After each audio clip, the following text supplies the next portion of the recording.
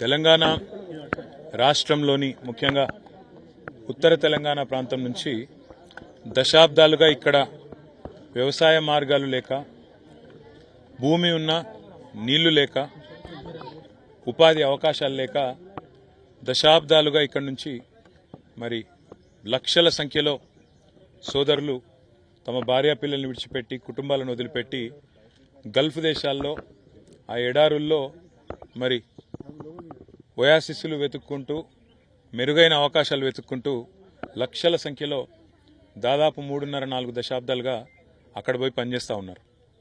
అయితే గత 10 సంవత్సరాలుగా ముఖ్యంగా రాష్ట్రం ఏర్పడ్డ తర్వాత ఇవాళ తెలంగాణలో వ్యవసాయము బాగైంది, ఉపాధి అవకాశాలు బాగైనాయి. ఆ క్రమంలో అక్కడ ఇబ్బందులు పడుతున్న మా సోదరులు ఎవరైతే ఉన్నారో గల్ఫ్లో తమ భార్య పిల్లల్ని కుటుంబాలకి దూరమయ్యి ఇవాళ ఏదో చేయాలని అక్కడ పోయి ఇబ్బందులు పాలవుతున్న సోదరులు ఎవరైతే ఉన్నారో వారందరికీ ఈరోజు మా సిరిసిల్ల సోదరులు నలుగురు ఎవరైతే దేశంగాని దేశం పోయి భాష రాక ఇబ్బందుల్లో పడి చివరికి జైలు పాలయ్యి 18 ఏళ్లు తమ కుటుంబాలకు దూరమైన సోదరులు ఉన్నారో వారి జీవితమే మీకు ఒక గొప్ప ఉదాహరణ అనే మాట నేను మీకు విజ్ఞప్తి చేస్తా ఉన్నా. ఎందుకంటే ఇవాళ అన్ని అవకాశాలు ఇక్కడ పెట్టుకొని ఎక్కడికో పోయి మనం ఇబ్బందుల పాలయ్యి అనవసరంగా కుటుంబాలకు దూరమయ్యి తెలియని దేశంలో ఇరుక్కుపోయిన దానికంటే మన దేశంలో మన దగ్గరే మన పిల్లలతో మన కుటుంబాలకు దగ్గరగా ఉండి ఇక్కడ ఉండే అవకాశాలు వెతుక్కోవడంలో ఉండే ఆనందంగా ఇంకోటి కానీ ఎక్కడ ఉండదనే మాట కూడా నేను విజ్ఞప్తి చేస్తూ ఇక్కడ మా సోదరులు నలుగురు సిరిసిల్ల నియోజకవర్గం, ముఖ్యంగా సిరిసిల్ల జిల్లా వేములవాడలో ఒకరు, జగిత్యాల నుంచి మరొకరు, అదేవిధంగా సిరిసిల్లకు సంబంధించి 3, మొత్తం కలిపితే 5 సోదరుల్లో 4 తిరిగి వచ్చినారు. చాలా సంతోషం. నేను దాదాపుగా ఇక్కడ మా స్థానిక నాయకులు ఆనాడు తౌటి నాగభూషణం గారు అనే ఒక రిపోర్టరు, తర్వాత బాలు కాయితీ అనే మరొక రిపోర్టరు, 2 సోదరులు కూడా ఈ విషయం నా దృష్టికి తీసుకొచ్చి, అన్న మన వాళ్ళు ఇబ్బందుల్లో ఉన్నారు, మీరు వారిని విడిపించేదానికి మీ ప్రయత్నం చేయండి అంటే ఆనాడు మేము అధికారంలో లేము. 2011-12 ఆ ప్రాంతంలో మొదటిసారి ఈ అంశం నా దృష్టికి వచ్చినాడు అధికారంలో లేము.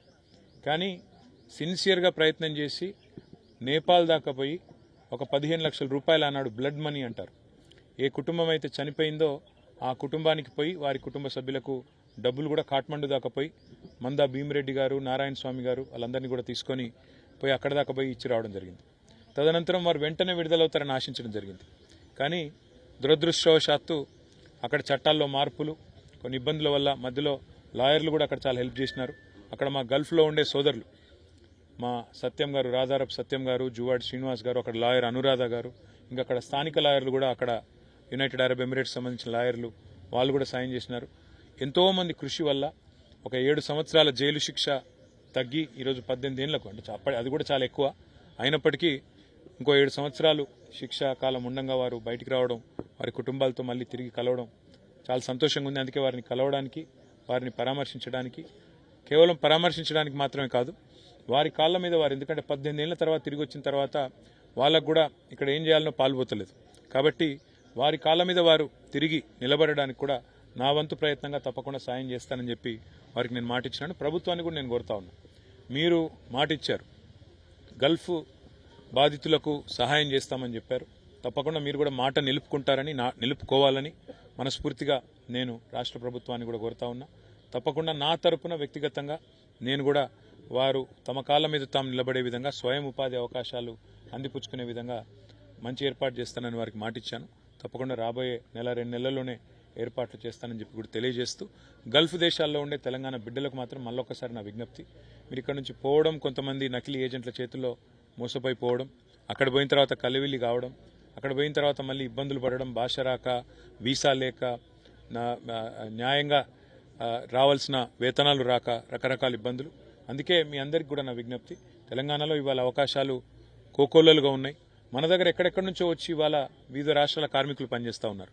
కాబట్టి అన్నింటినీ దృష్టిలో పెట్టుకొని దయచేసి తెలంగాణ సోదరులు ఎవరైతే గల్ఫ్లో ఉన్నారో లేదా ఇక్కడి నుంచి పోవాలని ఆశిస్తున్నారో వారందరూ కూడా ఇక్కడే తమ కుటుంబాలతో ఉండి సంతృప్తికరమైన జీవితాన్ని గడపాలని మనస్ఫూర్తిగా కోరుకుంటూ, తిరిగి వచ్చిన మా శివరాత్రి హనుమంత్ గారు, మల్లేష్ గారు, లక్ష్మణ్ గారు, వెంకట్ గారు, రవి గారు, వెంకట్ ఒక్కరు రావాలి, ఇంకా రవి గారు, అందరికి కూడా మరి స్వాగతం చెబుతూ వారి కుటుంబాలతో వారు సంతోషంగా జీవితాన్ని గడపాలని ఆకాంక్షిస్తూ, సహకరించిన ప్రతి ఒక్కరికి ఈ విషయాన్ని నా దృష్టికి తెచ్చిన ఇద్దరు రిపోర్టర్ సోదరులకు, సహకరించిన లాయర్లకు, దౌత్య అధికారులకు, ఇందులో కేంద్ర ప్రభుత్వం కూడా సహకరించింది వారికి, ప్రతి ఒక్కరికి కూడా పేరు పేరున ఆ కుటుంబాల తరపున హృదయపూర్వకంగా ధన్యవాదాలు.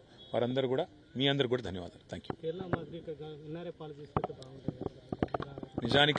నిజానికైతే మేము కూడా అనుకున్నాము, కొంత దురదృష్టం రెండో టర్మ్లో కరోనా తర్వాత చేయలేకపోయినాము. తప్పకుండా మరి ఈ ప్రభుత్వం మాట ఇచ్చింది, వారైనా చేస్తారని చెప్పి ఆశిస్తాం.